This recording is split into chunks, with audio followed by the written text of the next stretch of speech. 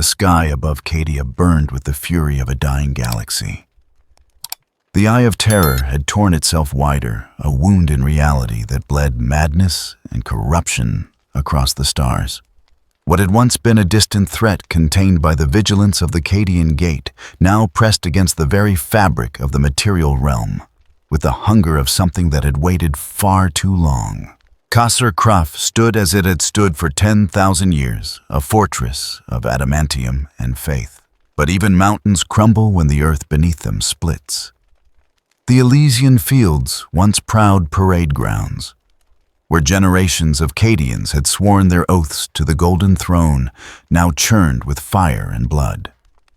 The Black Legion poured from the warp like a tide of midnight and brass, their bolters singing hymns of destruction that echoed across the broken ramparts. Thousand-Sun sorcerers stood amid the chaos, their baroque armor gleaming with unholy light. They wove patterns in the air with gauntleted hands, and where their fingers traced reality bent. Stone became flesh, became screaming vapor, and the very ground writhed like a thing in agony. The warp pressed close here, so close that the barrier between thought and matter grew thin as parchment. Guardsmen died by the thousands. They died well, as Cadians always had their lace guns blazing, defiance even as demons tore through their lines. Commissars bellowed orders that could barely be heard over the din. Heavy bolters hammered at the advancing darkness. Chimeras burned. Basilisks fired until their barrels melted. Still the enemy came. Then something changed. A pillar of crimson light erupted at the center of the battlefield, so bright that both sides turned to shield their eyes. It was not the red of blood or the red of fire. It was the red of something older, something that existed before the concept of color had meaning. The light did not explode outward. It simply was asserting its presence with the finality of a closing door. When the light faded, a figure stood where none had been before. Guy Crimson observed his surroundings with the mild curiosity of someone who had stepped into an unfamiliar room. His crimson hair moved in a wind that touched nothing else, each strand seeming to hold its own internal light.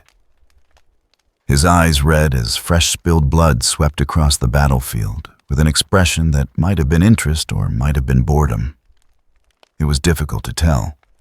He wore dark clothing that seemed to drink in the firelight, and his stance suggested neither aggression nor fear, merely existence in its purest form. The Imperium reacted first, as it always did to the unknown. A squad of Cadians pivoted their heavy bolter toward the new arrival. The weapon roared, spitting mass reactive rounds that could tear through ceramite and flesh with equal efficiency. Each shell left the barrel with enough force to shatter bone, enough explosive yield to reduce a man to mist. Guy watched them come. The rounds crossed the distance between weapon and target in fractions of a second. Then, they stopped hanging in the air as if suspended in amber. Time itself had stumbled, caught on something it could not comprehend. The bolter rounds drifted slowly forward, their momentum stolen, their fury rendered meaningless. A Thousand-Sun sorcerer sensed the disturbance in the warp. He turned his helmet's eye lenses glowing with witch sight and reached out with his consciousness to read the nature of this new arrival. His psychic probe touched Guy's presence and found nothing. Not emptiness, but genuine absence. No soul to read, no presence in the warp, no echo of thought or emotion. The sorcerer's concentration faltered. His spell collapsed. He took a step back. The demons of chaos did not share their mortal servant's hesitation. A bloodthirster of Khorne, its brass armor slick with gore, bellowed a challenge that shook the air. It launched itself forward, great wings, carrying its massive frame across the battlefield in seconds. Its axe, a weapon that had tasted the blood of saints and heroes, rose high. Guy did not move until the demon was nearly upon him. Then his hand blurred. Calamity Claw was not so much a technique as it was the weaponization of inevitability. His fingers wreathed in crimson energy met the bloodthirster's descending axe. Metal shrieked. Reality bent. The demon's weapons shattered into fragments that scattered like broken glass. Guy's hand continued its arc, moving through the demon's chest as though it were made of paper. The bloodthirster looked down at the hole where its essence had been. Its roar of challenge became a gurgle of confusion. Then it dissolved its physical form, unable to maintain cohesion without the animating force that Guy had simply erased. The demon's essence fled back to the warp, and it would be centuries before it could manifest again.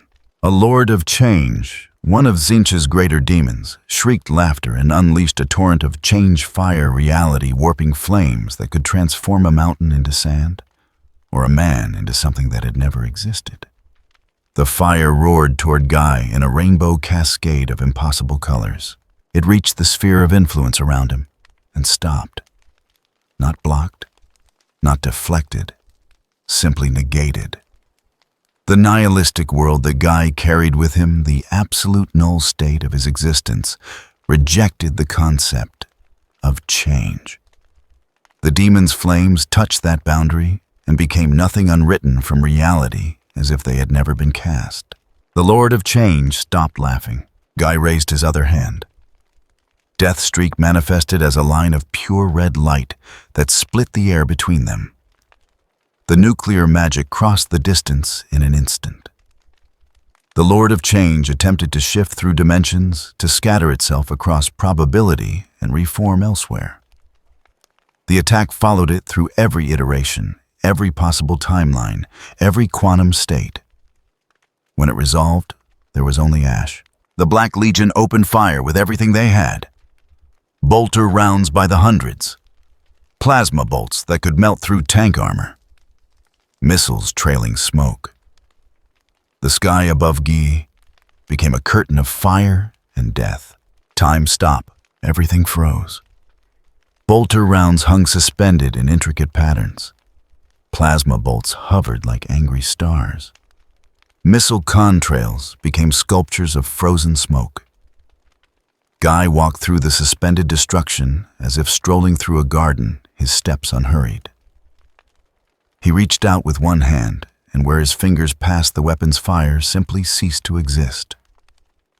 Not destroyed, not deflected, simply removed from the equation of reality.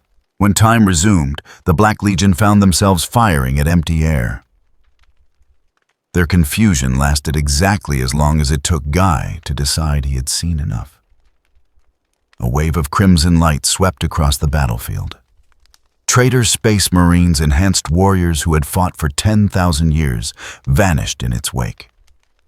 Their armor clattered to the ground, empty. Their souls fled back to the gods they served screaming. The Cadian defenders stared. They had seen miracles before. They had seen saints manifest, seen the power of faith made real. This was something else. This was not the Imperium's light. This was not the Emperor's blessing. This was something that existed outside their understanding, beyond their categorization, indifferent to their theology. Commissar Garrett found his voice first. By the Golden Throne, what is that thing? Before anyone could answer, the ground beneath them shuddered. Not from weapon fire, not from explosions. The planet itself was breaking. Cadia, ancient and enduring, began to die. The warp pressed inward with such force that the world's crust could no longer hold. Fissures opened miles long, splitting the fortress world like a rotten fruit. Guy looked down at the widening crack beneath his feet with something that might have been disappointment. He had arrived at an interesting moment, it seemed. The planet was ending. How unfortunate. He had questions about this place, about the eternal war that seemed to define it, about the nature of the powers that fought here. Guardsmen began to fall into the opening chasm. Guy moved. Spatial motion carried him across the battlefield in instants that defied physics. His hand touched a falling soldier's shoulder, and suddenly they were elsewhere, standing on stable ground. Again, a dozen times, 24. He pulled them from death with the casual efficiency of someone picking up dropped papers. The soldiers stared at their savior. He paid them no attention.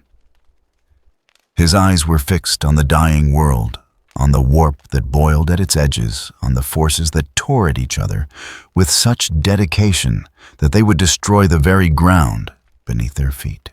War without end, Guy murmured to himself. How tedious, how fascinating. The ground gave one final shudder.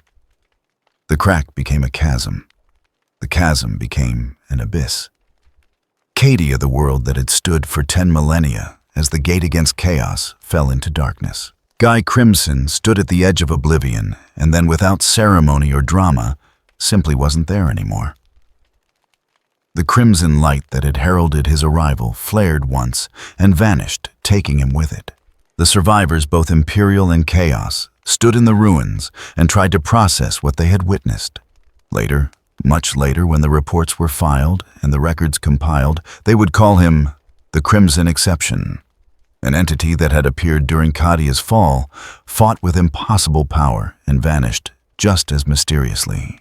In the halls of the Inquisition, a name was added to the list of things that must be understood. In the Black Library of the Eldar, a prophecy stirred. In the depths of the warp, the Chaos Gods turned their attention towards something new. Something that registered in their realm, not as presence, but as absence. Guy Crimson had entered the galaxy, and nothing would be quite the same. The Black Spire Fortress hung in the void, like a dagger pointed at the heart of the galaxy. It was not merely a station, but a statement, a monument to the Inquisition's eternal vigilance. Its spires stretched for kilometers, blackened adamantium, studded with sensor arrays and weapon batteries that could reduce a battleship to vapor. Within its halls, the most dangerous knowledge in the Imperium was catalogued, studied, and locked away. Here the Inquisition decided which threats warranted extermination and which required deeper investigation. Inquisitor Varro Hale stood in the Hall of Verdicts, his augmetic eye clicking through spectrum filters as he reviewed the hololith display before him. The image showed grainy pict captures from Cadia's final hours. A figure wreathed in crimson light, demons dissolving into nothing, traitor marines vanishing as if they had never existed. The footage quality was poor, corrupted by warp interference and electromagnetic chaos. But the implications were clear enough. Something new had entered the galaxy. Analysis. Varro commanded, his voice carrying the clipped authority of a man who had spent 40 years rooting out heresy. A servo skull drifted closer, its mechanical voice flat and precise. Entity designation unknown. No match in xenobiological database. No match in demonic classification. Warp signature null. Soul presence undetectable. Threat assessment catastrophic. Varro's jaw tightened. In his long service, he had faced chaos cultists who could tear minds apart with a word xenos that could phase through walls, and traitors who wore the faces of saints. He had learned to categorize threats, to understand their nature, and exploit their weaknesses. But this thing, this Crimson Exception, as the survivors called it, defied categorization entirely. The hololith flickered. For a moment, Varro thought it was another corruption in the recording. Then he realized the entire hall had fallen silent. The omnipresent hum of machinery, the whisper of ventilation systems, the background chatter of Vox communications, all of it simply stopped. "Curious," a voice said from behind him. "You keep extensive records." Varro spun his hand, going to the bolt pistol at his hip. The weapon cleared its holster in a motion honed by decades of combat. His finger found the trigger. His augmetic eye locked onto the target with mechanical precision. Guy Crimson stood in the center of the hall as if he had always been there. His crimson hair seemed to glow with its own internal light, casting red shadows that moved independently of the room's illumination. His eyes, impossibly red, fixed on Varro, with the mild interest of someone examining an unusual insect. "How did you breach our wards?" Varro demanded. His voice remained steady, despite the cold fear creeping up his spine. Around the hall, 20 inquisitorial stormtroopers emerged from concealed positions, their hellguns trained on the intruder. Guy tilted his head slightly, a gesture that might have been amusement. "Wards, the barriers you've woven around this place, they're quite intricate. Almost artistic in their complexity." He paused as if considering his words.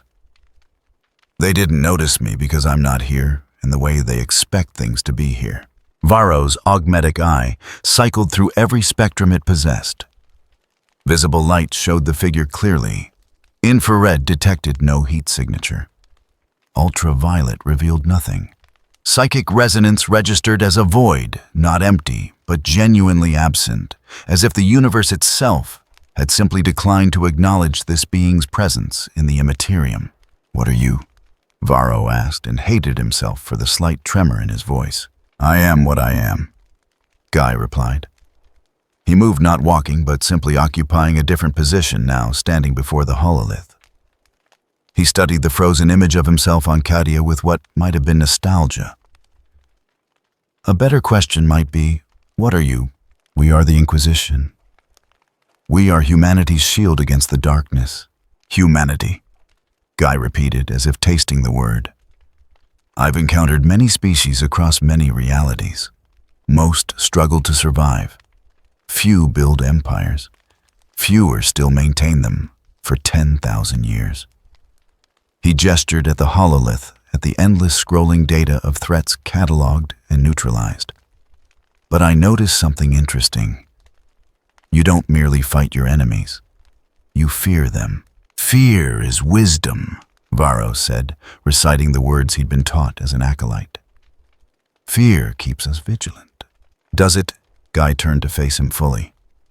Or does it make you destroy everything you don't understand? As if in answer, Varro squeezed the trigger.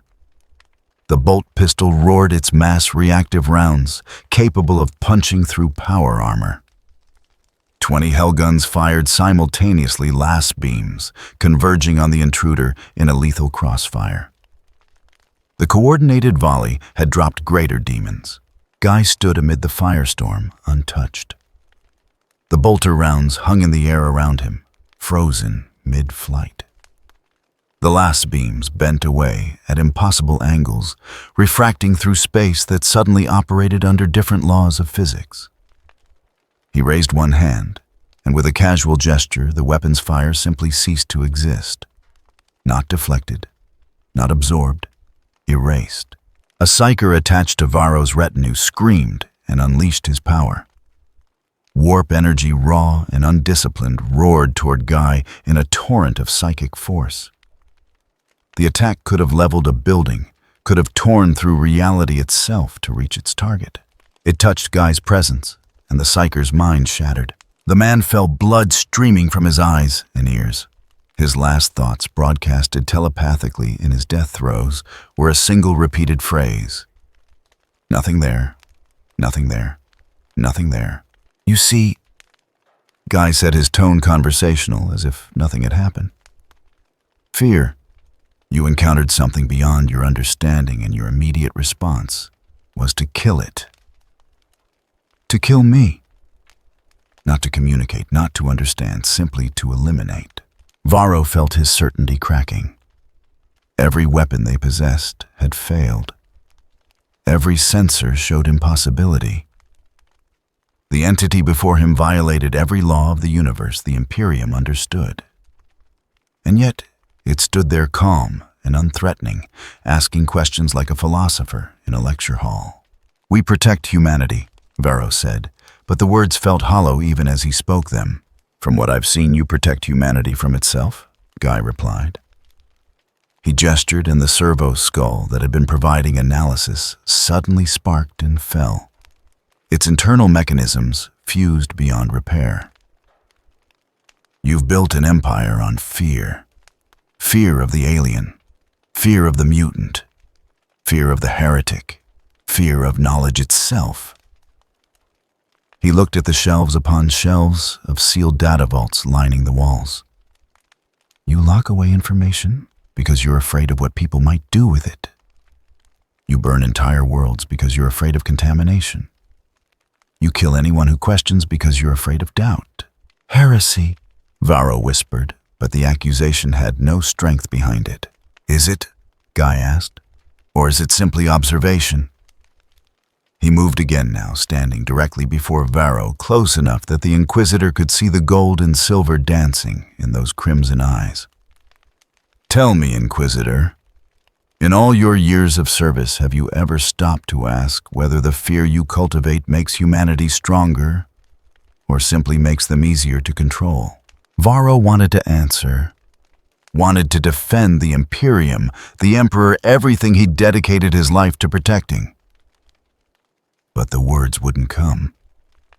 Because somewhere in a place deeper than indoctrination, he wondered if the entity was right. The lights in the hall began to flicker. Emergency klaxons blared. Automated defense systems activated, flooding the chamber with incense-blessed promethium that would burn away demonic presence. Heavy blast doors slammed shut, sealing the hall. From hidden compartments in the ceiling, automated gun servitors descended, their multiple barrels spinning up. Impressive, Guy observed. All of this because you cannot comprehend me. Because I don't fit into your categories of threat. Varro's hand moved to the detonator on his belt. The Faith Virus Bomb. A weapon that could scour souls from existence, reduce immaterial essence to base nothingness. It was forbidden, illegal even by inquisitorial standards. But Varro had carried it for 20 years, against the day he faced something beyond conventional destruction. If you activate that, Guy said quietly, everyone in this fortress will die, their souls will be consumed, and I will remain because I have nothing for your weapon to target. Then why are you here? Varro demanded. If you're so powerful, why talk? Why not simply destroy us? For the first time, something like genuine emotion crossed Guy's face. Not anger, not contempt, something closer to disappointment. Because I'm trying to understand, he said. This galaxy fascinates me. An eternal war fought across countless worlds, consuming trillions of lives. Chaos versus order, faith versus corruption.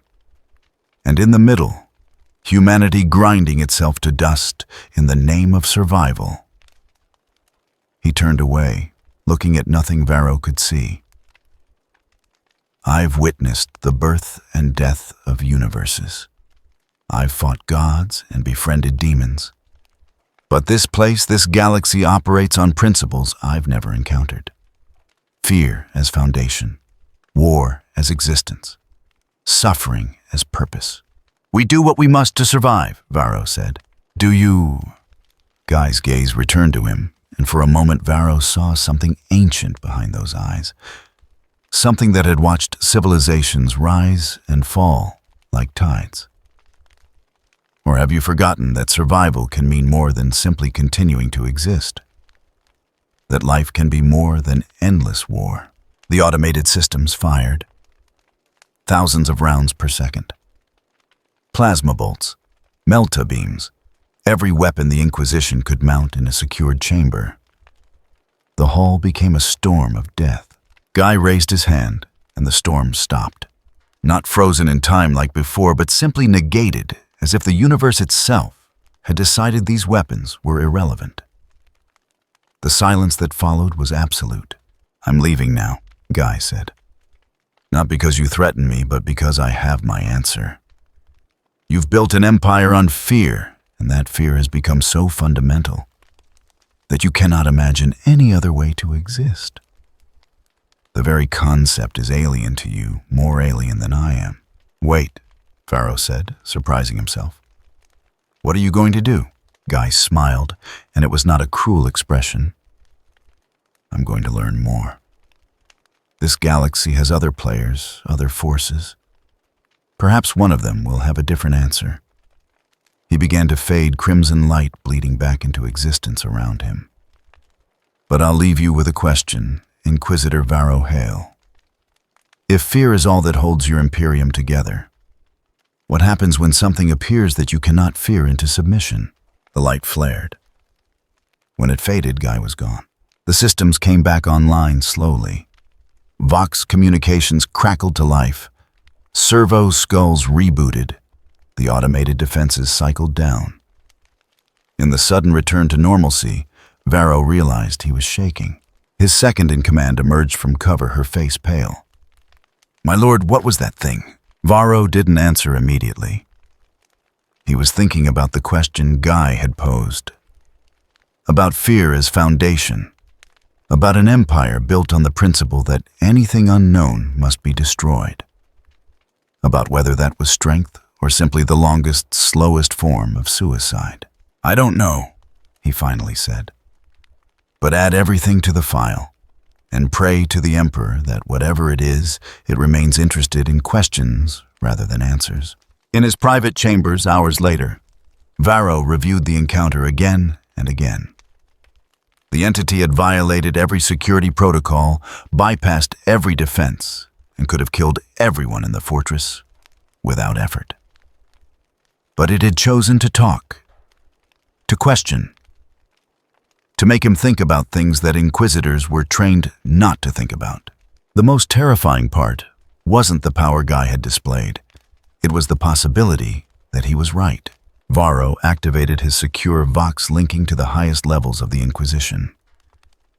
This threat, whatever it was, needed to be understood, and if it could not be understood, it needed to be contained. Because an entity that made people question the foundations of the Imperium was more dangerous than any demon, any Xenos, any heretic. It was a threat to fear itself, and fear was all they had left. The craft world Ultwe drifted through the void like a shard of a dying dream, its wraithbone hull pale as bone, and smooth as silk curved in geometries that suggested rather than defined. Towers spiraled upward in patterns that would have driven human architects mad, their surfaces inscribed with runes that pulsed with psychic resonance. This was a world of the Eldar, the ancient race that had seen galaxies born and civilizations crumble, and it bore the weight of 10 million years of memory. In the dome of crystal seers, Farseer Taldir stood before the infinity circuit, her long white hair flowing as if moved by winds that existed only in the immaterium. Her eyes, older than her youthful face suggested, gazed into the skein of fate, that tangled web of probability and causation that the Elder had studied since before humanity learned to make fire. The threads shifted and twisted, showing futures both bright and dark, victories and extinctions, hopes and horrors. And running through it all, a thread of crimson that should not exist. "Farseer," one of her attendants whispered, his voice tight with concern. "The readings are impossible. The entity that appeared at Cadia, it has no presence in the skein, no past, no future, no thread of fate at all." Taldir had seen the reports, had felt the disturbance in the warp when something that was not of the warp had manifested. The Elder had cataloged threats for millennia, had developed intricate taxonomies of danger. Demons they understood. The Chaos gods they knew intimately, having birthed one themselves through their own excess. Even the Tyranids, the great devourer, followed patterns that could be predicted. But this crimson exception was something else entirely. It existed outside causation, beyond prediction. When she tried to see its future, the skein simply showed nothing, as if the universe itself refused to acknowledge what this being might do next. "It comes," she said quietly. The other seers turned to her alarm, crossing their elegant features. "Here to Ulthwe." "Yes." Taldir closed her eyes, feeling the approaching presence. Not through psychic sight, which showed nothing, but through its absence, the way one might sense a hole in reality, by noticing what was not there. "Prepare the council, but do not prepare weapons. I do not believe it comes to fight." "How can you know?" her attendant asked. If it has no fate, how can you predict its intentions? Because, Taldir said, opening her eyes, something without fate has no destiny to fulfill, no prophecy to complete. It acts purely by choice, and that makes it either the most dangerous thing in the galaxy or the only truly free thing in it. She walked to the path of reflection, a long corridor whose walls showed not physical space but layers of meaning, echoes of events both past and future. At its end, where the wraith bone curved into an observation dome that looked out upon the void, she waited. Guy Crimson appeared without ceremony, standing in the center of the dome as if the universe had simply decided he belonged there. His crimson hair caught the light of distant stars, and his eyes reflected nothing of the psychic resonance that suffused every centimeter of the craft world. He looked around with open curiosity, taking in the flowing architecture, the subtle way the walls hummed with captured souls, the aesthetic perfection that the Eldar had cultivated across eons. "Beautiful," he said. His voice carried easily despite the dome's acoustics. "You've made art of survival itself." Taldir studied him, her witch sight showing her what it had shown her before nothing. An absence. A void that moved and spoke and thought. "You are the one they call the Crimson Exception. Names are useful," Guy acknowledged. He turned to face her fully, and she felt the weight of his attention. Not threatening, but absolute, as if in this moment she was the only thing in the universe that mattered to him. "You are Eldar. I've heard of your kind.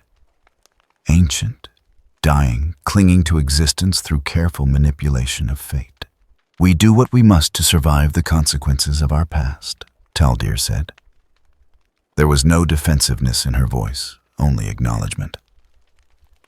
The fall was not a secret the Eldar could hide, nor a shame they could escape. "You have no past, according to our sight. No future. No thread in the skein at all. This should be impossible." "Should be," Guy agreed.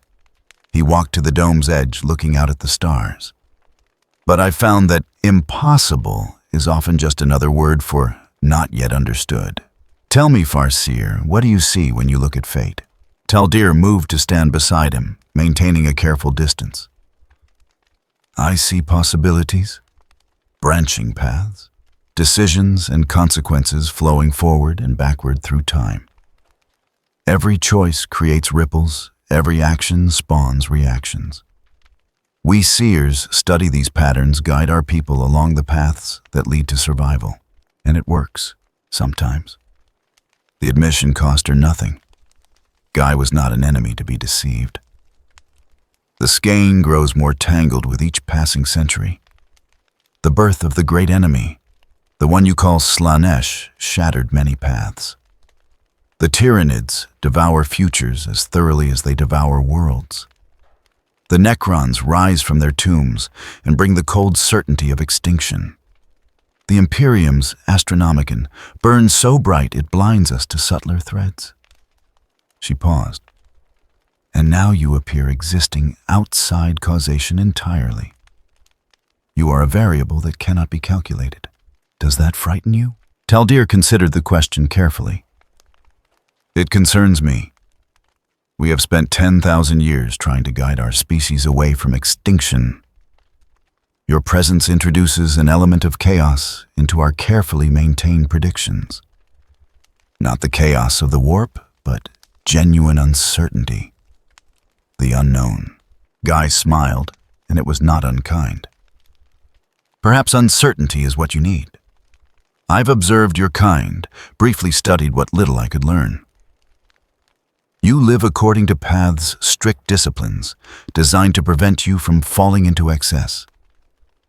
You manipulate fate to avoid catastrophe. You sacrifice everything, even your own souls, to postpone extinction." He turned to look at her directly. "But has it occurred to you that in trying so hard to avoid death, you've forgotten how to live?" The word struck deeper than any physical blow could have.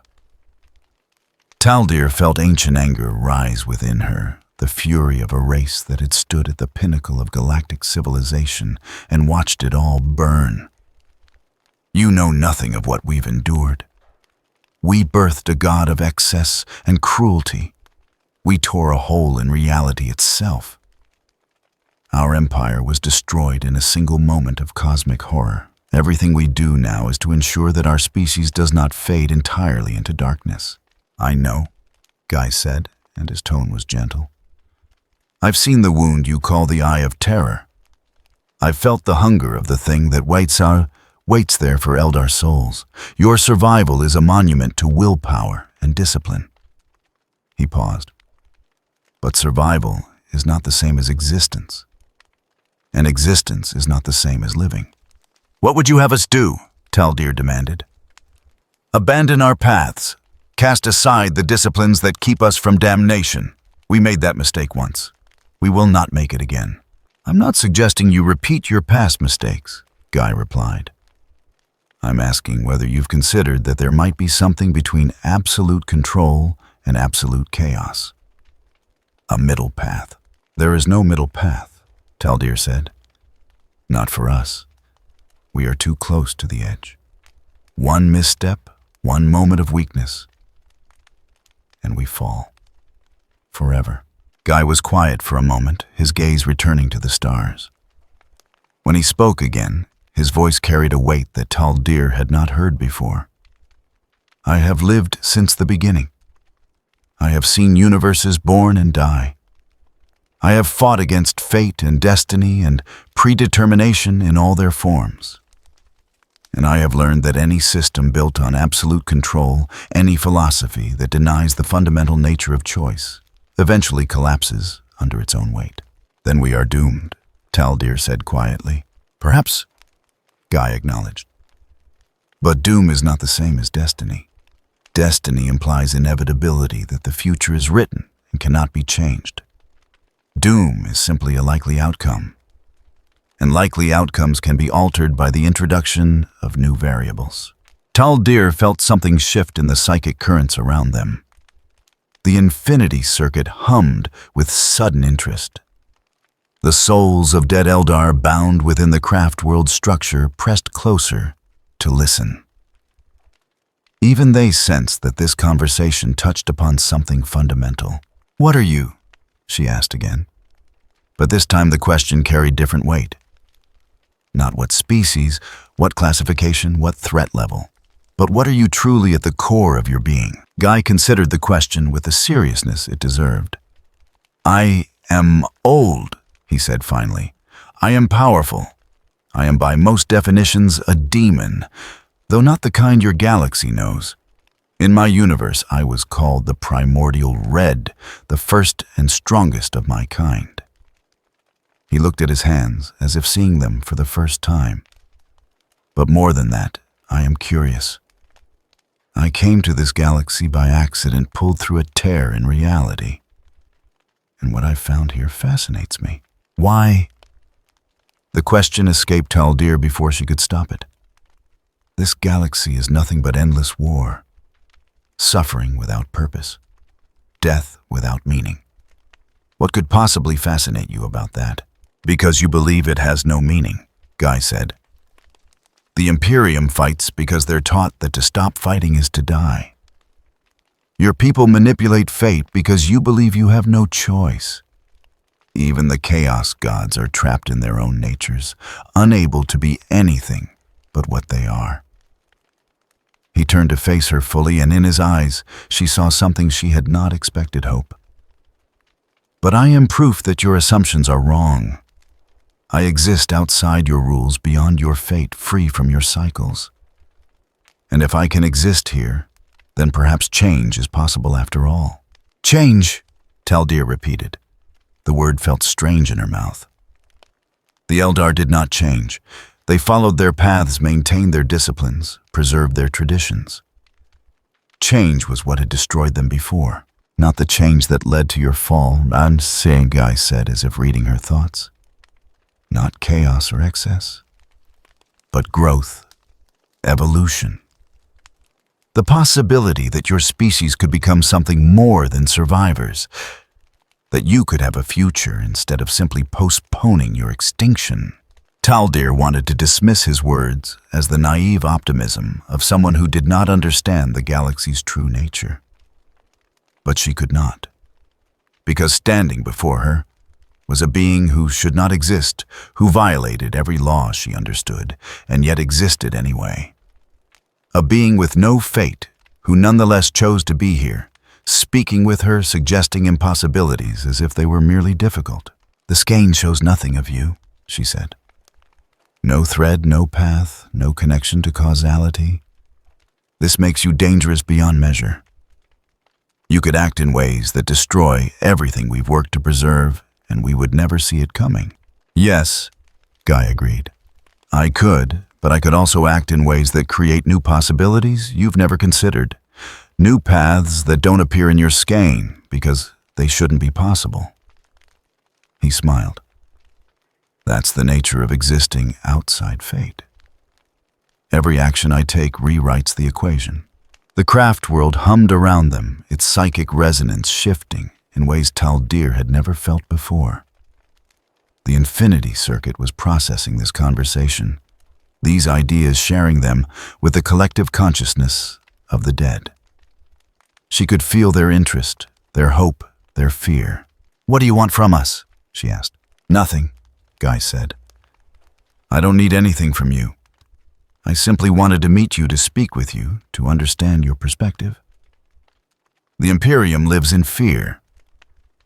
But you live in calculated desperation. Different symptoms, perhaps, of the same disease." "And what disease is that?" "The belief that the future is fixed, that the galaxy's nature cannot change, that you are all trapped in cycles that will repeat until everything ends." Guy began to fade, crimson light bleeding back into existence around him.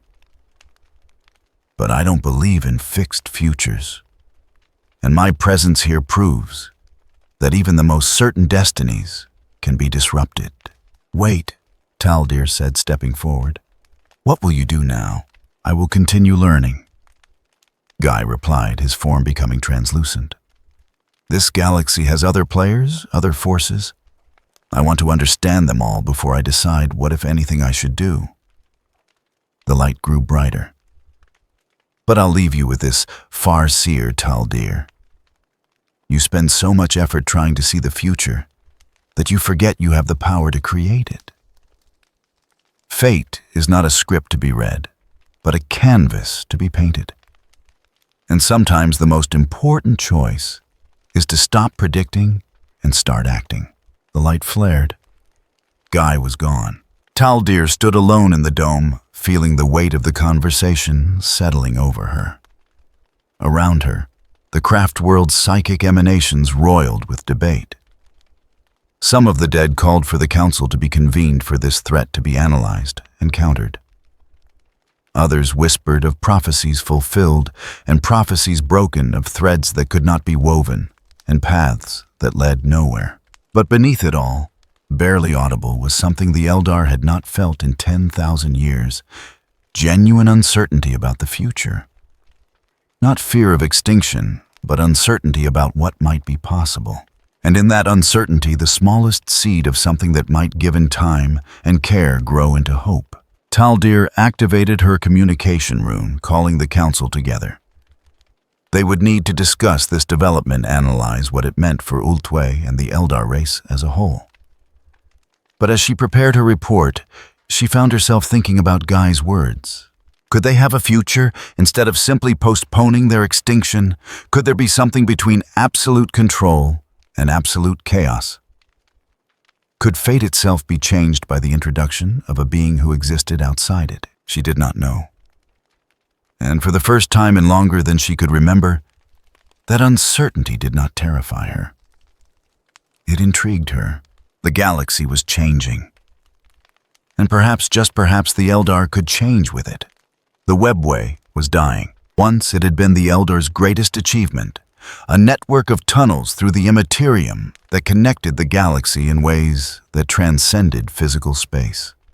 Through the webway, the ancient Eldar had traveled instantaneously. Between worlds had built an empire that spanned the stars without ever needing to expose themselves to the raw chaos of the warp. It had been perfect, inviolable, eternal. Then came the fall, when She Who Thirsts was born from the Eldar's collective excess. The psychic shockwave had torn through the webway like a hurricane through paper walls. Sections collapsed. Tunnels imploded. And worst of all, breaches appeared, cracks through which the warp could seep places where demons could enter what should have been sanctuary. The collapsed nexus point was one such breach, a wound in the webway that leaked corruption like pus from an infected wound. Eldar guardians stood at the perimeter, their weapons trained on the distortion that pulsed and writhed at the tunnel's heart. They wore runes of protection, mantras of focus, anything that might shield their minds from what pressed against the barrier. Because on the other side of the breach, the Garden of Shattered Ecstasy waited. Slaanesh's realm was not a place that could be adequately described in material terms. It was sensation made manifest, desire, given form, pleasure and pain twisted together until they became indistinguishable.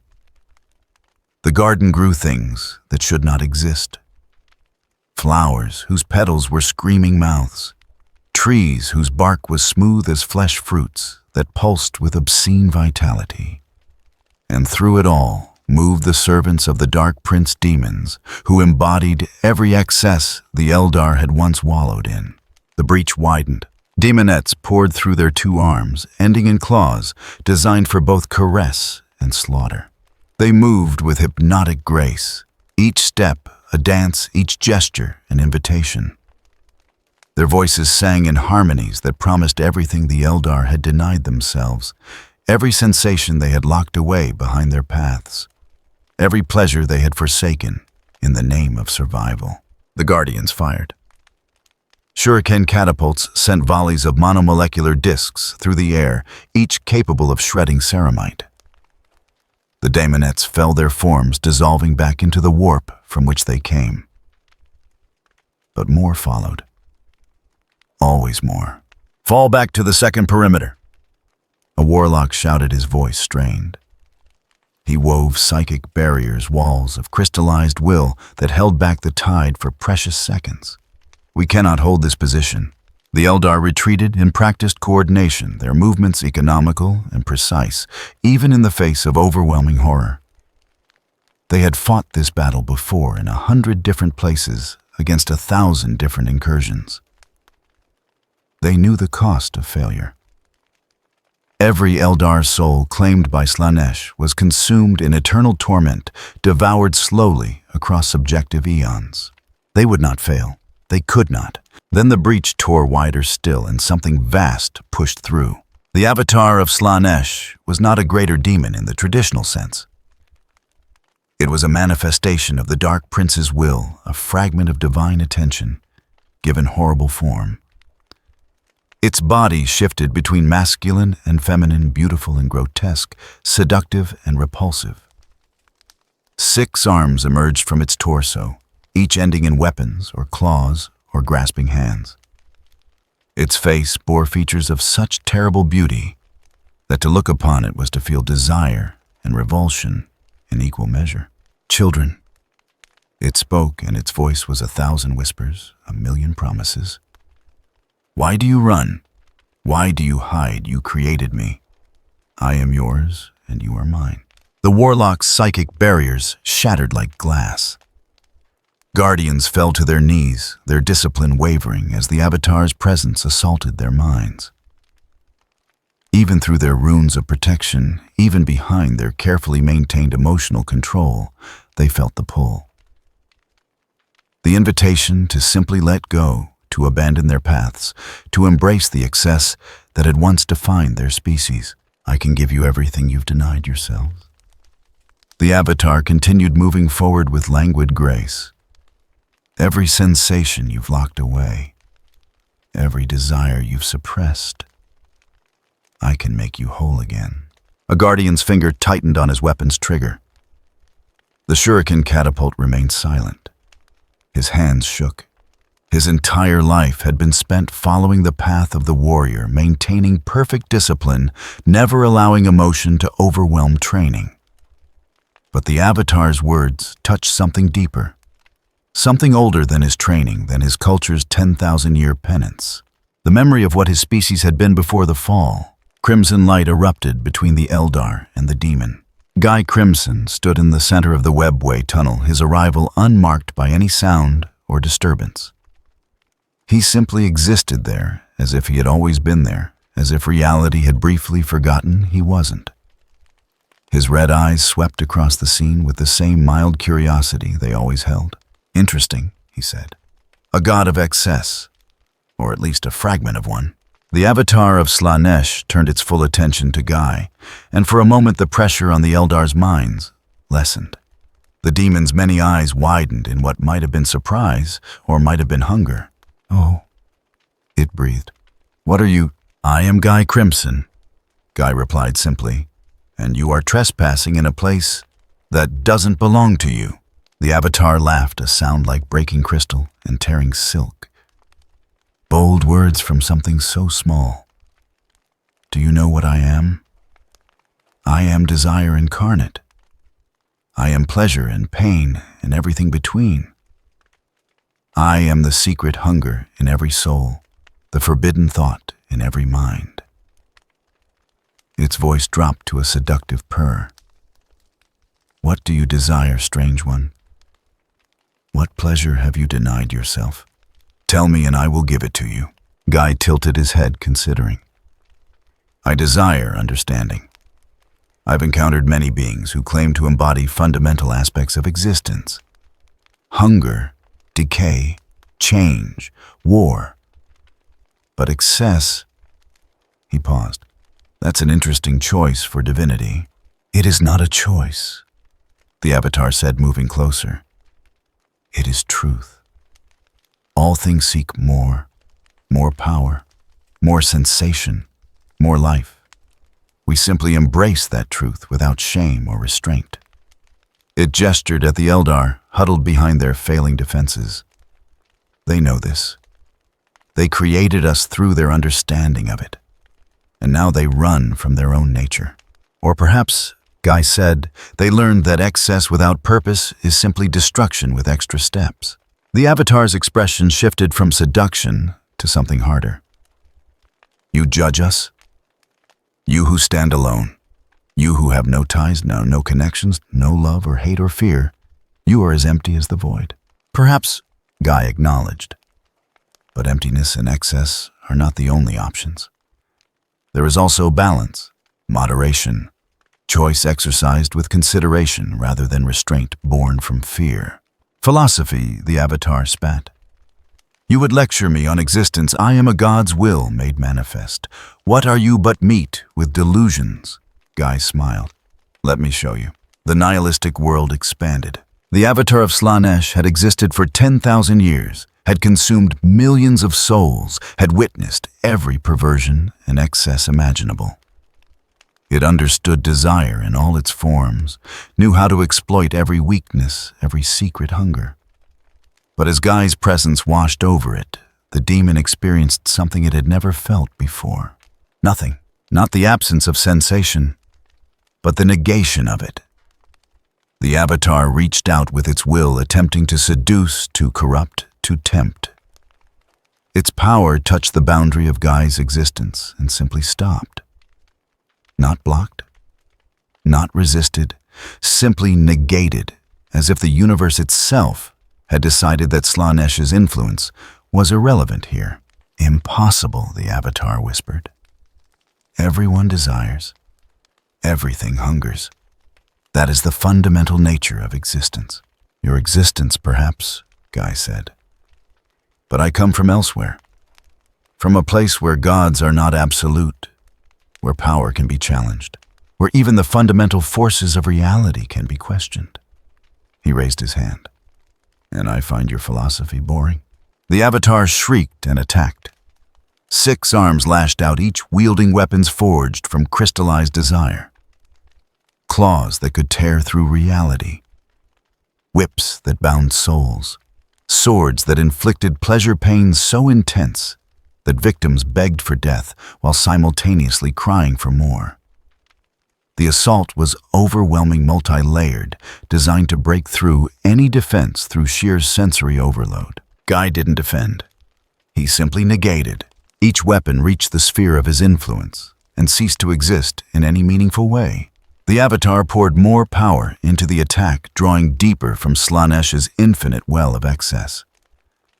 Daemonettes threw themselves forward, attempting to overwhelm through numbers.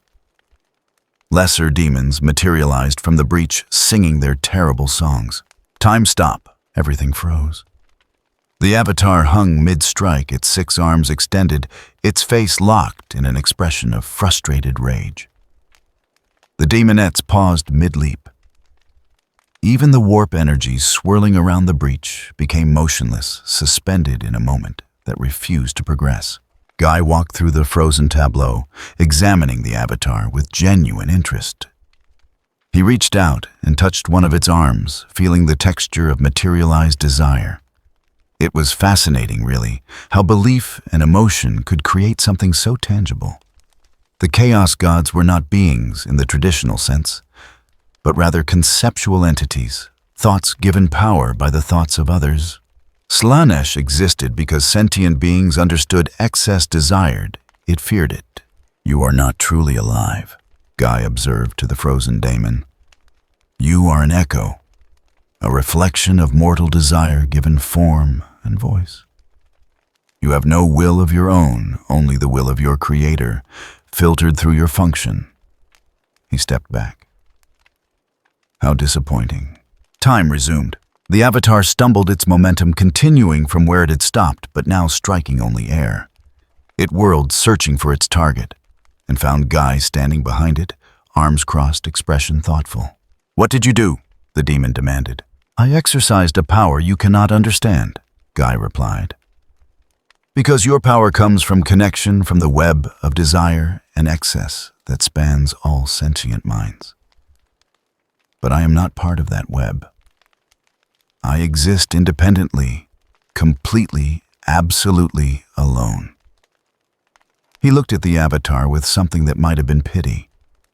"You cannot tempt me because I need nothing. You cannot corrupt me because I have no nature to corrupt.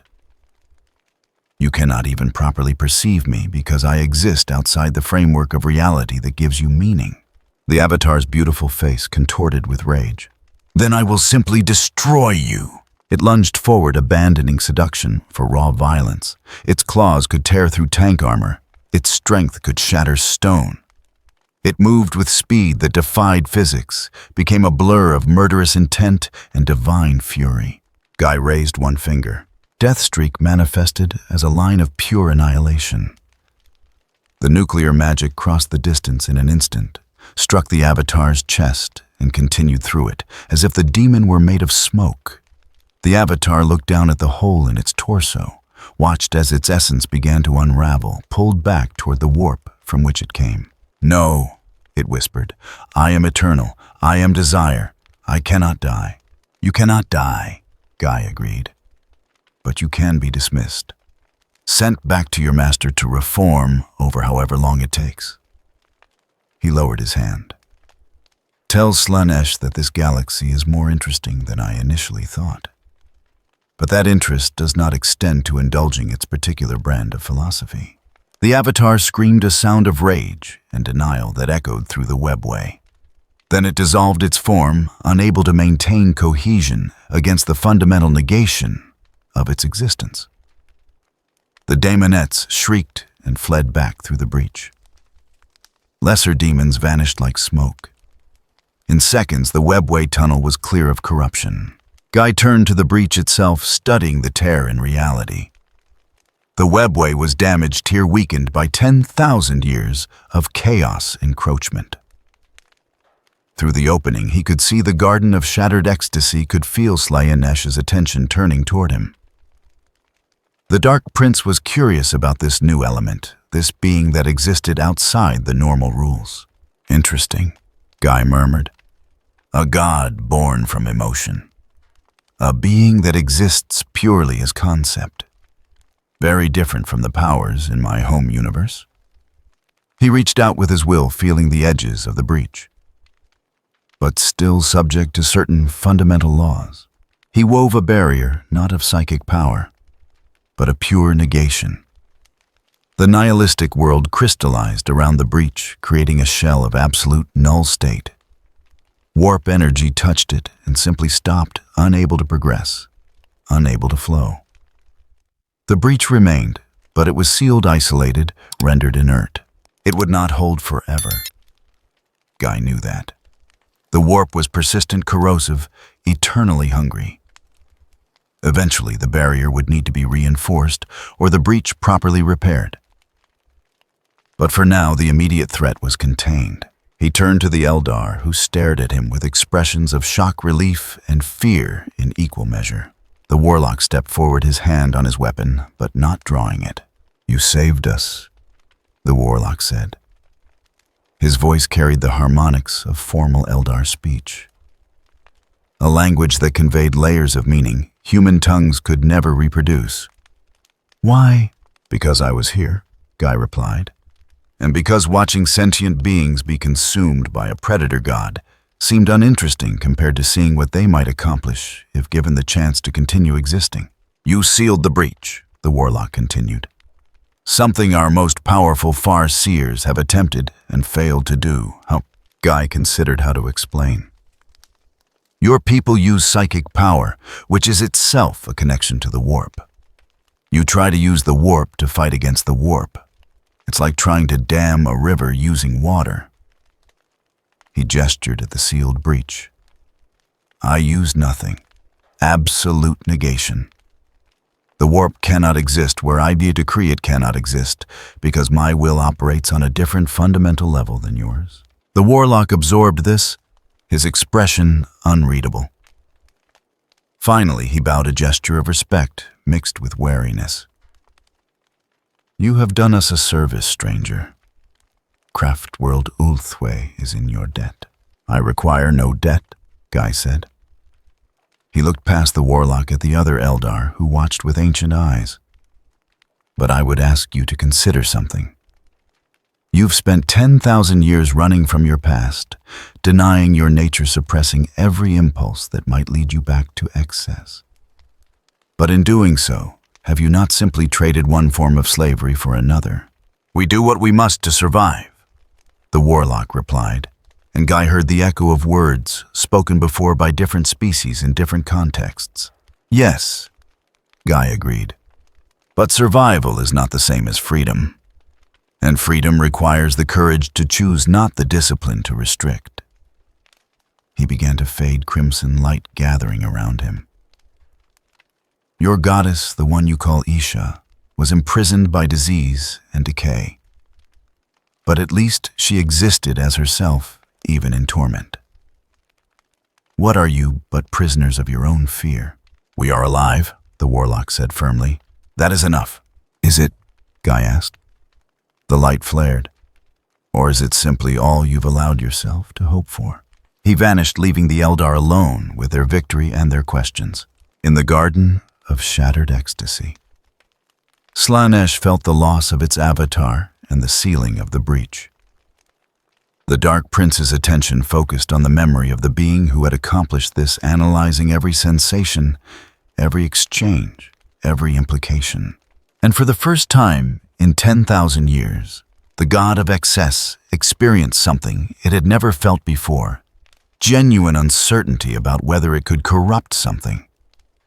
Not inability, perhaps, but uncertainty. This Guy Crimson existed outside the normal framework of desire and temptation. He neither sought pleasure nor feared pain. He simply was complete and self-contained. Interesting, Slaanesh thought. And interesting things deserved attention. The game had become more complex, the players more diverse. The Dark Prince would watch this development with great interest. In the webway, the Elder returned to their craft world to report what had occurred.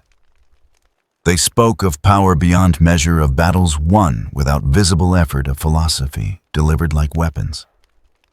And in the Infinity Circuit, The dead stirred and whispered among themselves. The galaxy was changing. New variables entered equations that had remained constant for millennia. And perhaps, just perhaps, the future was not as fixed as they had believed. Belices IV had been a world once. Not a particularly important world, not a jewel of any empire or a fortress against the dark. Just a world with earth and sky and the simple dignity of existence. Its people had farmed. They had built cities. They had lived and loved and died across generations, their history written in stone and steel and the quiet accumulation of culture. Then, the Tyranids came. The world that Guy Crimson found was a corpse in the process of being digested. The oceans had been drained, their biomass converted into fuel for the hive fleet. The forests were gone stripped down to bare rock. Even the atmosphere was thinner, lighter, systematically consumed and repurposed. What remained was the mycelium ridge, a landscape of grotesque organic structures that pulsed with alien vitality. Capillary towers stretched toward the sky like obscene fingers pumping nutrients from deep beneath the surface. Digestion pools bubbled with liquefied biomass, the rendered essence of everything the world had been. Spawning chambers the size of cathedrals throbbed with terrible life, birthing new organisms to feed the eternal hunger. And through it all, the psychic presence of the hive mind pressed down like an ocean of alien consciousness. Guy stood on a ridge overlooking the wasteland, his crimson hair unmoved by the thin wind. He had seen many things in his long existence. Had witnessed the death of universes, the end of species, the final gasps of civilizations that had reached for the stars and found only darkness. But this was different. This was not death for conquest or ideology or even comprehensible malice. This was consumption. Pure, absolute, and utterly indifferent. Fascinating, he murmured to himself. A species with no individuality, no culture, no philosophy, just hunger. As if responding to his presence, the landscape began to move. Hormagaunts erupted from spawning pits, their scything claws glinting in the pale light. Termagants scuttled across the mycetic growth, their weapons already spitting living ammunition. Larger forms stirred in the distance, warrior-class organisms responding to the psychic directive that something new had entered their feeding ground. Something that might be food. Guy watched them come with the same mild curiosity he had shown everything else in this galaxy. The Tyranids moved with perfect coordination, thousands of organisms operating as a single entity. They surrounded him in a tightening circle, their advance both beautiful and horrifying in its efficiency. There was no hesitation, no fear, no individual thought, just the collective will of the hive mind made manifest. The Hormagaunts attacked first, launching themselves forward in a wave of chitin and fury. Their claws could tear through power armor. Their speed could outpace most organic reflexes. They struck as one, a coordinated assault that would have overwhelmed even space marines. Time stop. The wave froze mid-leap, hundreds of organisms suspended in the air like a grotesque sculpture. Guy walked through them, examining their forms with genuine interest. He touched the chitin of one Hormagaunt, feeling the bioengineered perfection of its construction. Every molecule optimized for its function, every organ precisely placed. No wasted space, no excess complexity. Just lethal efficiency rendered in flesh. You are weapons, he observed, not beings. Weapons that grow and adapt and think, but weapons nonetheless. He released the time stop. The Hormagaunts completed their leap, found only empty air, and crashed into each other in confusion. The hive mind processed this impossibility and adjusted. Termagants opened fire, their weapons launching beetles that exploded on impact, coating everything in acidic bile. The barrage was intense enough to reduce stone to slag. The projectiles reached Guy's position and simply stopped existing. Not deflected, not destroyed, erased from reality as the nihilistic world asserted its presence. The hive mind registered this as it registered everything. Data to be processed, a problem to be solved, an obstacle to be overcome. Carnifexes emerged from the larger spawning structures, walking tanks of muscle and bone. They charged with earth-shaking steps, their biocannons firing as they came. Behind them, zoanthropes floated into position, their oversized brains pulsing with psychic power. The hive mind was escalating, bringing heavier assets to bear against this anomaly. Guy raised his hand.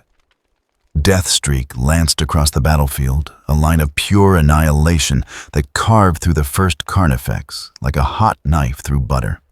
The creature's biomass came apart at the molecular level, reduced to base components that the hive mind could no longer recognize as useful. The other carnifexes adjusted their approach, spreading out, attempting to overwhelm through multiple angles of attack. The zoanthropes struck with psychic force warp-based attacks that could shatter minds and tear apart reality itself. Their combined power crashed against Guy like a tidal wave of alien consciousness. They sought to dominate, to consume his thoughts, to reduce him to a component of the hive mind. They found nothing. No mind to dominate, no thoughts to consume. Just that same frustrating absence, that void, that registered as impossible emptiness. The psychic assault collapsed, and the zoanthropes recoiled in something that might have been confusion if they were capable of individual emotion. Guy walked forward toward the heart of the infection, toward the omega spine synaptic node that coordinated this section of the hive fleet. The tyrannids threw everything at him. Lictors emerged from hiding their killing claws, seeking weak points that didn't exist. Biovores launched spore mines that detonated in massive explosions. Venomthropes exhaled clouds of toxin that could dissolve ceramite. Nothing touched him. Nothing could. He existed on a fundamental level that the tyrannid's adaptation couldn't account for. They were designed to consume organic life, to adapt to any defense, to overcome any resistance through sheer evolutionary advantage. But Guy wasn't organic in the sense they understood. Wasn't even alive in a way their sensors could process. He was simply other. And the hive mind, for all its vast intelligence, could not comprehend otherness. The ground beneath Guy's feet began to pulse. The hive tyrant was emerging, the apex predator, the strategic coordinator of the swarm. It pulled itself from the largest spawning chamber, a monster of such perfect lethality that evolution itself seemed inadequate to explain it. 4 arms, each ending in weapons designed to destroy vehicles. Wings that could carry its massive frame at speeds that defied its bulk. And intelligence, genuine tactical acumen that made it more than just a beast. It looked at Guy with eyes that held no mercy, no hatred, no emotion at all. Just calculation, assessment. The determination of whether this strange entity was prey-predator or irrelevant. "You are different from the others," Guy observed. "More complex. The others are fingers on a hand, but you are something closer to a mind within the mind. Not independent, but not entirely subsumed either." The hive tyrant attacked without preamble. Its movements were too fast for normal perception, its strikes carrying enough force to pulverize battle tanks. Guy met the assault with Calamity Claw, his fingers wreathed in crimson energy. Chitin that could withstand plasma fire shattered like glass. Flesh that adapted to damage found itself simply erased rather than wounded. The tyrant adapted. It shifted its approach, using its wings to create distance. Its ranged weapons firing organic projectiles that exploded on impact. When those failed, it tried to grapple, to use its mass and strength to pin this enemy down. When that failed, it called for support, directing the swarm to converge on this single point with suicidal determination. Guy caught the tyrant's largest claw mid-strike. "You're learning," he said. every attack teaching you something new, every failure adding to your understanding. But there's a limit to adaptation, isn't there? You can only adapt to what you can comprehend. The tyrant's response was to channel the full psychic weight of the hive mind through itself. Every synapse creature within range added its consciousness to the assault. The pressure was immense.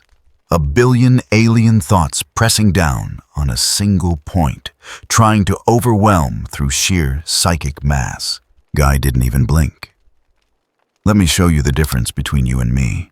He released a pulse of pure negation. The nihilistic world expanded outward in a sphere touching every tyrannid organism in range.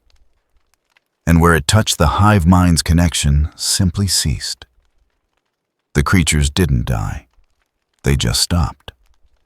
Their bodies remained functional, their organs still worked, but the intelligence that guided them, the collective consciousness that gave them purpose, was severed. The hive tyrant stumbled suddenly alone in a way it had never been alone before. For the first time in its existence, it was individual cut off from the mind that had defined every moment of its life. It looked at Guy with what might have been fear, might have been confusion, might have been the first stirring of genuine thought divorced from the collective. "You have never been alone," Guy said quietly. "You have never had to think for yourself, to choose for yourself, to be yourself. You are a tool believing itself to be a being. But without the mind, what are you?" The tyrant reached out psychically, searching desperately for the connection that had always been there. Found nothing. The isolation was absolute. It was drowning in consciousness, suffocating on individuality. It had no framework to process. Guy released his hold. The hive mind rushed back in, flooding the tyrant with purpose and direction and the comforting absence of self. The creature shuddered, then attacked again. But something had changed. There was a fractional hesitation in its movements now, a microscopic delay that shouldn't exist in a hive organism. It had experienced separation, and the experience could not be entirely erased. Guy stepped back, releasing the pressure on the surrounding swarm. The tyrannids resumed their coordination, their perfect unity restored. But he had made his point. He walked toward the omega spine synaptic node, the massive neural structure that served as this sector's hub of consciousness. It pulsed before him, a tower of flesh, and synapse beautiful in its terrible efficiency. Through it, the hive mind observed him, analyzed him, tried to understand what he was. Guy could feel the weight of that attention, billions of years of evolutionary memory focused on a single question. "How do we consume this?" "You can't," Guy said, speaking to the mind itself. "Because I am not part of your equation. I am not organic life to be broken down and repurposed. I am not even truly matter in the sense you understand it." He placed his hand on the neural tower, feeling the synaptic pulses beneath his palm. "You are hunger incarnate. Purpose distilled to its most basic form: consume, adapt, survive. Nothing else matters. Nothing else exists." The hive mind pressed against him, trying to understand, to categorize, to find a solution to the problem he represented. It was ancient beyond measure, had consumed countless species across countless worlds. It had adapted to every defense, overcome every obstacle. Failure was simply data to be processed, lessons to incorporate into the next iteration. But Guy was not a problem to be solved. He was a rejection of the fundamental premises the hive mind operated under. "You believe survival is the highest purpose?" Guy continued. "That existence justifies any action, any consumption, any destruction. But survival without purpose is just existence. And existence without meaning is just time passing." He removed his hand from the tower. "You are a galaxy-spanning organism with the consciousness of billions. And yet you are less than the simplest human who chooses kindness over cruelty." The hive mind recoiled. Not physically, but conceptually. The idea was poison to its nature. Purpose beyond survival, meaning beyond continuation. These concepts had no place in its evolutionary framework. I could destroy this node, Guy said. Could sever this entire branch of your consciousness. But that would teach you nothing. He began to fade, crimson light gathering around him. So instead, I'll leave you with a question. If survival is all that matters, what happens when you've consumed everything? When there's nothing left but yourselves? Will you devour each other, or will you finally ask if there was supposed to be something more? The hive mind had no answer. Could have no answer.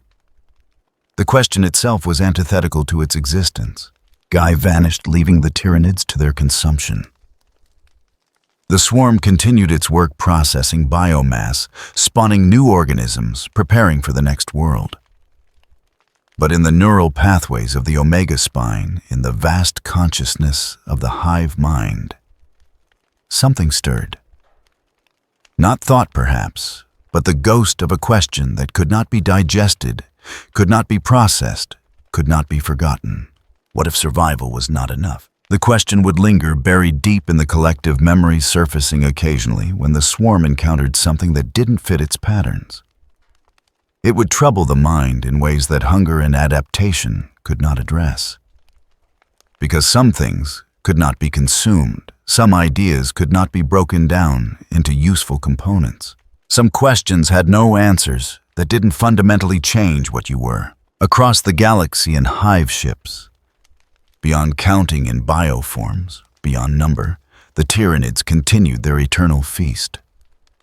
But in the oldest parts of the hive mind, in neural structures that had existed since the species first evolved, something new had been introduced: uncertainty. And uncertainty, even in the smallest measure, was anathema to a species built on absolute certainty of purpose. Guy Crimson had touched the hive mind, and the hive mind would never be entirely the same. The change was subtle, perhaps imperceptible to outside observers, but it was there, growing slowly, a seed of doubt planted in consciousness that had never known doubt before. And in a galaxy where everything consumed or was consumed, where survival was the only law and strength the only virtue, doubt was the most dangerous thing of all. Silent meridian hung in the void, like a monument to eternity itself. The crown world of the Necron was not built, but grown, assembled across millions of years, from living metal that responded to thought as readily as command.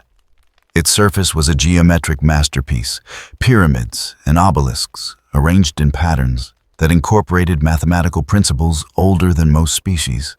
Green lightning arced between structures, dancing along pylons that anchored reality itself, keeping the warp at bay through sheer technological dominance. This was a world of order, of purpose preserved across eons, of the ultimately logical conclusion to the question, what happens when a species chooses immortality over life? Guy Crimson materialized on the null horizon plane, a vast expanse of black stone polished to mirror smoothness. The moment he appeared, he felt the null field activate. It pressed against him, a technological negation designed to sever the connection between soul and warp, to reduce psychers to helpless mortals, to render demons into screaming echoes of themselves. It was impressive, it was ancient, and it was to Guy simply background noise. Necron warriors phased into existence around him, hundreds of them. Their Gauss flares charging with the distinctive whine of weapons that could strip matter apart one atom at a time. They moved with perfect precision, their formations mathematical in their efficiency. Behind them, larger constructs emerged, Lichguard with their war scythes, immortals with heavier weapons, destroyers that hovered on anti-gravity fields. Guy observed them with interest. Unlike every other faction he had encountered, these were not organic. They did not hunger like the Tyranids. They did not fear like the Imperium. They did not seek excess like Slaaneish's followers. They simply were ancient minds locked in bodies of living metal, operating on logic and purpose, divorced from mortality. Fascinating, he said.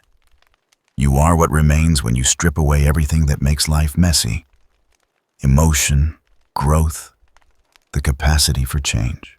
The Necrons did not respond. They simply opened fire. Gauss weapons discharged across the battlefield beams of green light that could dismantle molecular bonds, reduce flesh and armor to component atoms. The barrage was concentrated, overwhelming, designed to erase whatever stood at its center. Guy stood in the storm of disintegration and remained intact. The weapons touched the sphere of his existence and lost their coherence, the carefully calibrated energy patterns dissolving against something they were never designed to counter.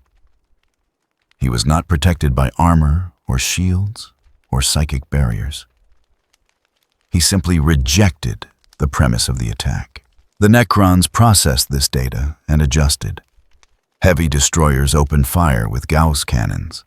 Doomsday arcs deployed from underground vaults, their main weapons charging with enough power to level city blocks.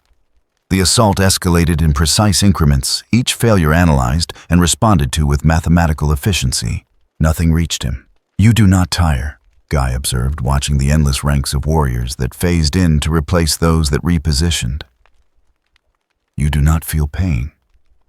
You do not question. You are the perfect soldiers for a war that will never end. He paused. Is that what you wanted to become? A voice answered, not from any individual Necron, but from the air itself, resonating through the living metal of the world. You trespass on sovereign Necron territory. Identify yourself and state your purpose, or be eradicated. I am Guy Crimson, Guy replied. As for my purpose, I am trying to understand this galaxy, and you are perhaps the most interesting puzzle of all. The voice belonged to Vorin Sak, a Triarch Praetorian, one of the enforcers of the ancient Triarch's law. His form materialized before Guy, tall and imposing, his staff crackling with power. You exist outside our sensor parameters. Our chronological records show no precedent for your existence. This is unacceptable. Many things about me are unacceptable, Guy agreed. That seems to be a common reaction. Vorin Sak tilted his head in a gesture that might have been consideration in a living being. You demonstrate power beyond calculation. You violate natural law. You should not exist. He raised his staff. Yet you do. The Silent King wishes to speak with you. The world shifted. Guy did not resist as space folded around him, as the Necron's dimensional technology transported him across the crown world in an instant. When reality reasserted itself, he stood before the Triarch Throne Hall, a structure so massive it could be seen from orbit, so ancient it predated most of the galaxy's current civilizations. Sarek, the Silent King, sat upon a throne of living metal, his form larger than the warriors below him, his presence carrying the weight of 60 million years of existence. He had led his people into biotransference, had watched them trade flesh for metal mortality, for something that resembled immortality, but tasted like damnation. He had fought the Citan, the star gods, who had promised salvation and delivered enslavement. He had broken those gods into shards and scattered them across the galaxy. And for 60 million years, he had carried the knowledge that he had destroyed his species as surely as any enemy could have. Guy Crimson, Sarek spoke, and his voice carried harmonics that suggested depth of thought no mere program could replicate. You appear in our galaxy like a stone dropped into still water. You create ripples we cannot predict. This troubles us. Many things trouble you, Guy observed. I can see it in the way you've built this world. Perfect order, complete control. Everything in its place functioning as designed. But it's all covering something, isn't it? A mistake so fundamental you've spent millions of years trying to justify it. The Silent King was silent for a long moment. Around them, the hall waited. Lichguards standing in perfect formation, nobles watching with eye sockets that glowed with cold intelligence. Finally, Sarek spoke again. You claim to understand us after mere moments of observation. I understand the patterns, Guy replied. I've existed long enough to recognize the signs. You were biological once. You felt. You lived. You aged and died, and that mortality gave your existence urgency meaning. Then someone offered you immortality, and you took it. He gestured at the Silent King's metal form. And you've been trying to convince yourselves it was worth the price ever since. We were dying, Sarek said, and for the first time, Guy heard something like emotion in that mechanical voice. Our sun poisoned us with its radiation. Our lifespans grew shorter with each generation. We were offered a solution, a way to survive. Survival, Guy repeated. The same answer everyone gives. The Imperium survives through fear. The Eldar survive through discipline. The Tyranids survive through consumption. And you survive through transformation into something that cannot die because it was never truly alive. He looked at the Silent King directly. But I notice you call yourself King. Not program, not construct, King. As if you still remember what it means to be more than mechanism. Sarek rose from his throne. Despite being a machine, despite the absence of flesh or blood or anything organic, his movement carried weight, presence, the impression of a being who had ruled empires when the galaxy was young. You judge us. You who are not even of this galaxy. What do you know of our choices, of the desperation that drove us to biotransference? I know that you regret it, Guy said simply. I can see it in every decision you make. The way you preserve your protocols and hierarchies, clinging to the structures of your old society as if maintaining the form could somehow restore the substance. The way you speak of reclaiming flesh, as if you could somehow undo what was done. He paused. You are not a king ruling a people. You are a ghost haunting a machine, pretending the machine is a kingdom. The Silent King activated a device, and reality screamed. A Satan shard materialized, bound in necrodermis chains, its fragment of godhood barely contained. The shattered eye, they called it a piece of a star god that had been broken and enslaved. It was pain given form, hunger older than planets, a being that fed on light and life and the energy of stars themselves. You speak of regret and loss, Sarek said. You speak as if you understand sacrifice. Let me show you what we sacrificed to survive. What we destroyed to gain our freedom. The Satan shard lashed out reality-warping power focused on Guy with the intensity of a dying star. It was not an attack in any conventional sense. It was entropy made manifest, the heat death of universes compressed into a single moment. Everything it touched simply ceased unmade at a fundamental level that transcended mere destruction. Guy raised his hand, and the attack stopped. Not blocked, not deflected, simply halted as if it had encountered something the Satan's ancient power could not process. The shard recoiled its fragmentary consciousness, registering impossible data. Impressive, Guy said. You broke gods, enslaved them, turned cosmic powers into weapons, all in the name of freedom from their deception. He looked at the Satan shard, at its bound and tortured existence. But in doing so, you became exactly what they were, beings who use others as tools, who sacrifice anything for their goals, who justify any atrocity in the name of survival. We do what we must, Sarek said, and Guy heard the echo of words spoken by Varro, by Taldir, by every species in this galaxy that had chosen pragmatism over principle. Yes, Guy agreed. You all do. And you've been doing it so long you've forgotten there were ever other options. He turned from the Satan shard, dismissing it as irrelevant.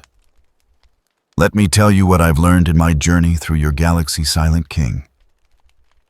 I've met the Imperium, which survives through fear and calls it strength. I've met the Eldar, who survive through discipline and call it wisdom. I've encountered chaos, which thrives on excess and calls it freedom. I've touched the hive mind, which consumes everything and calls it purpose. And now I meet you who sacrificed your souls for metal bodies and call it survival. And what do you call it? Sarek asked. Slavery, Guy said simply. Slavery to fear, to discipline, to hunger, to survival itself. You've all made prisons of your own making and convinced yourselves they're fortresses. He began to walk around the throne room, and the Lich Guard tracked his movement, but did not intervene. This galaxy operates on a simple principle. Existence requires suffering. To survive, you must sacrifice.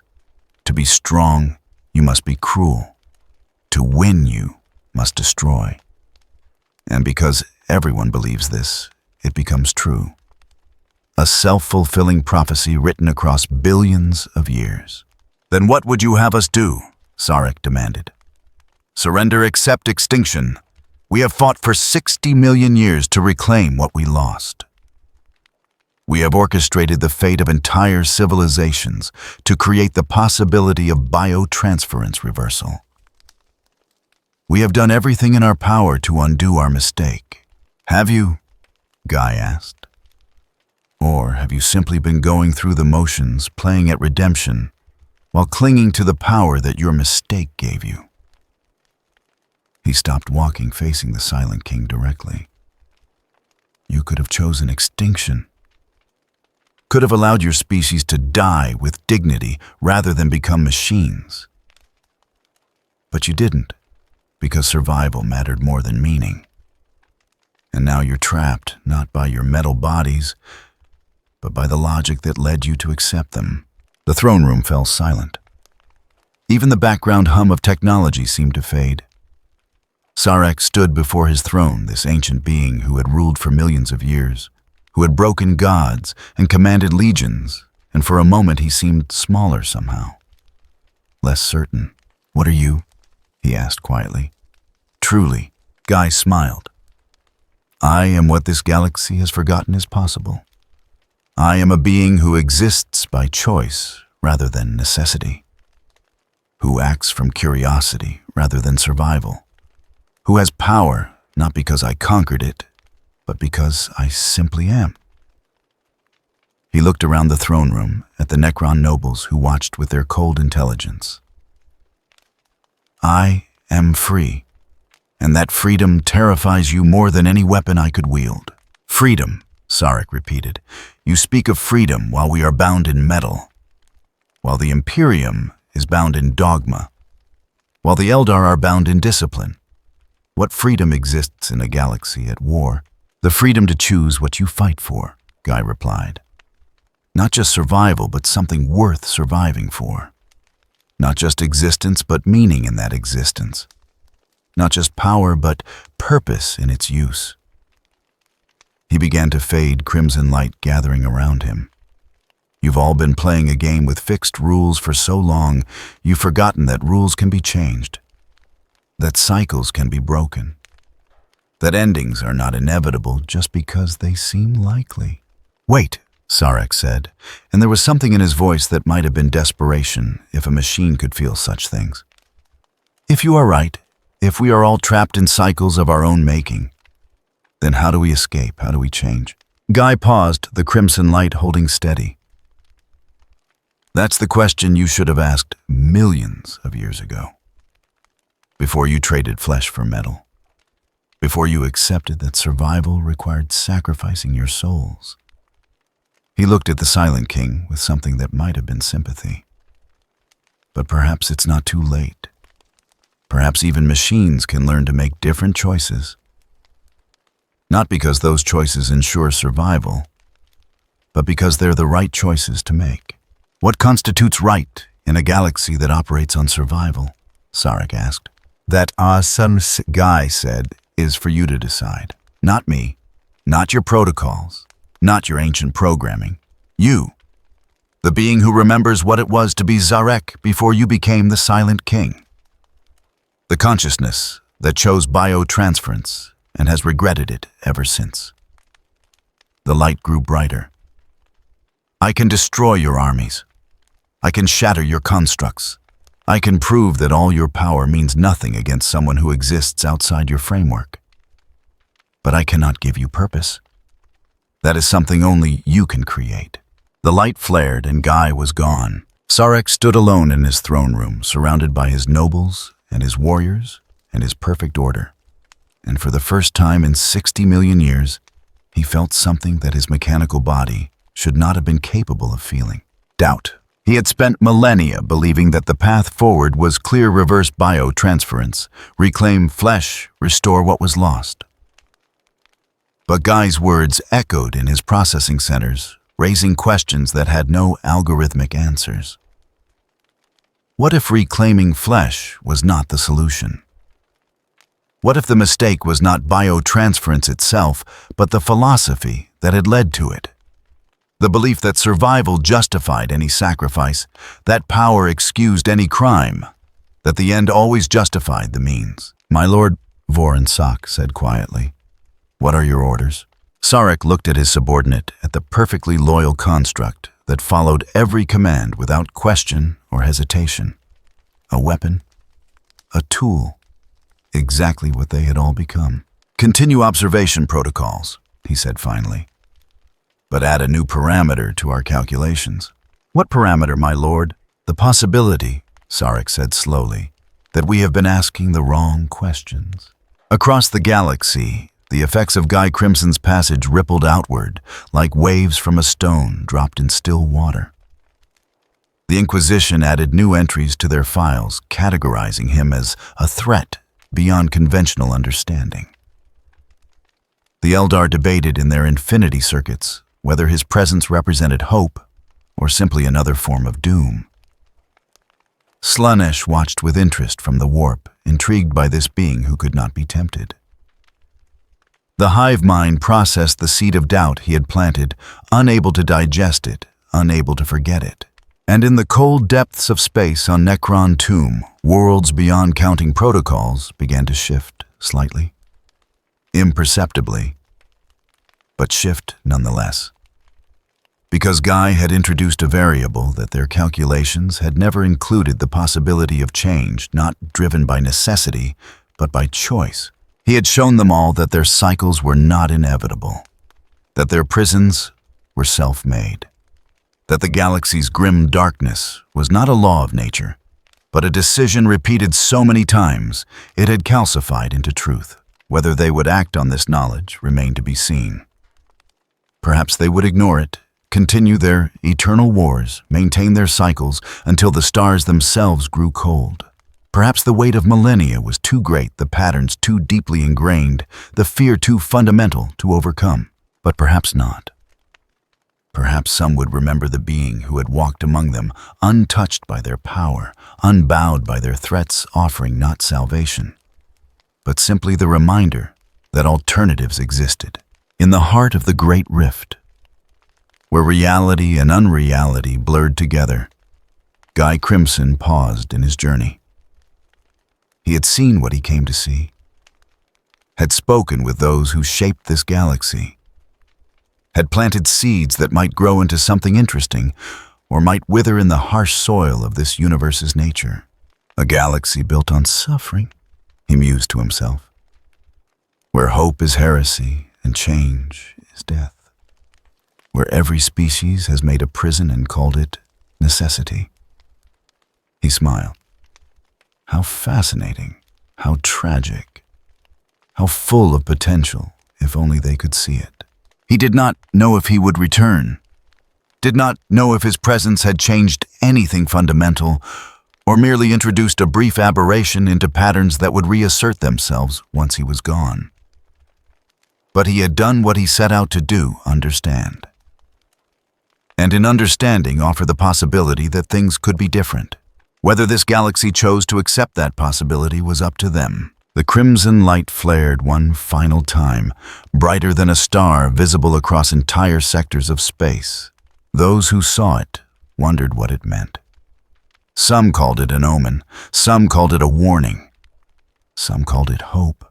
They called it the Crimson Star, and in the darkness of the 41st millennium, where there is only war, the Crimson Star shone briefly before vanishing, leaving behind only questions and the faintest possibility that even in this grim universe, change was possible, if one had the courage to choose it.